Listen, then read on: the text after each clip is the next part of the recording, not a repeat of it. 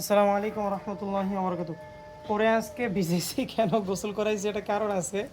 এই দেখেন এখনও ওই যে সবুজ একটু রং আছে।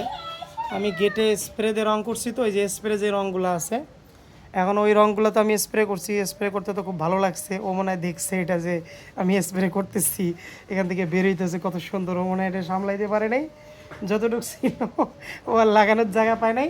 ও আইসে আমার এই পাখির উপরে লাগাইছে। এই দেখেন রং করে কী করছে। এই কারণে ওরে আমরা তার পিন দিয়ে প্রথমে ধুইছি, ধোয়ার পরে তারপরে আবার শ্যাম্পু দিয়ে সাবান দিয়ে গোসল করাই দিছি। এই কারণে কখনো যদি পাখির ইয়েতে আপনারা কোনো শরীরে যদি কোনো কিছু রং বা কোনো কিছু লাগে, আগেই সাবান দিয়ে ডলবেন না, কারণ সাবান দিয়ে ডললে উঠবে না। পরবর্তীতে ভিজে গেলে আবার যে আপনি তার পিনতে করবেন, তার পিনতে যখন উঠাইতে যাবেন তখন কিন্তু উঠবে না। এই কারণে আগে তার পিনতে ডলবেন, এরপরে প্রয়োজনে সাবান দিয়ে বা শ্যাম্পু দিয়ে গোসল করে দেবেন। আজকে আমাদের নার্সারিতে ছোট নার্সারিতে একটা লেবু ধরছে। এই যে লেবুটা, আমরা আজকে এই লেবুটা কাটবো। এটা যখন আমরা বাড়ি কিনছিলাম তখনই এই লেবুটা ছিল আর কি। তো এই লেবুটা অনেক দিন হয়ে গেছে, মিনিমাম না হলেও 3 মাস হয়েছে এটার বয়স। তো এই লেবুটা আমরা আজকে কাটবো, দেখি ইনশাল্লাহ। বিসমিল্লাহ বলে কাটি।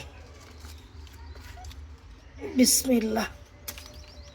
এই যে লেবুটা, এই লেবুটার বয়স মিনিমাম 4 বছর, 4 মাস হবে না, 4 মাস হবে, 4 থেকে 3 মাস হবে আর কি। আমরা গাছে দেখছি ওরা এতটুকু ছোট, আর আমরা এই বাড়ি কিনছি 3 মাস, তাহলে সব মিলে 4 মাস হবে।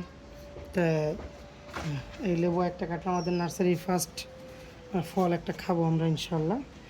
আর এই যে ছোট আমরা